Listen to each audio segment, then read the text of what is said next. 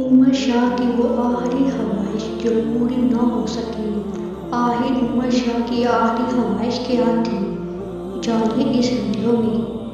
Good morning Pakistan میں وسیم بدراوی نے انکشاف کیا کہ عمر نے آخری مرتبہ اپنے چاچو سے کہا کہ مجھے اسکول کا نیا یونیفارم دلا دیں۔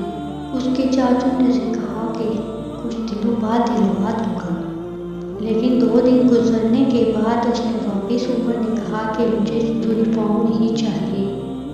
پھر ایک دن جب عمر رات کو سویا تو اچانک 2:30 بجے اس کی طبیعت خراب ہوئی، وامٹنگ شروع ہو گئی اور کہا کہ احمد باغ کے چاچو کے پاس گیا اور کہا کہ عمر کی طبیعت خراب ہو گئی۔ چاچو بھاگ کے آئے اور دیکھا، کہا کہ وامٹنگ تو ایک عام سی بات ہے، لیکن جب انہوں نے دیکھا کہ طبیعت کچھ ناساز ہو گئی ہے تو چاچو اس کو اپنے بھائی کو لے کے ہاسپٹل لے گئے۔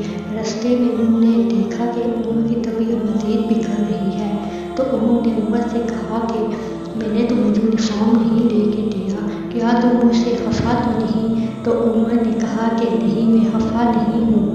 تو چاچو زور زور سے رونے لگے۔ انہیں پتہ چل گیا کہ اب عمر زندہ نہیں بچ سکتا تو اسے ہاسپٹل لے جایا گیا۔ تو ڈاکٹر کے پاس صرف 10 منٹ تھے، 10 منٹ کے اندر عمر وفات پا گیا۔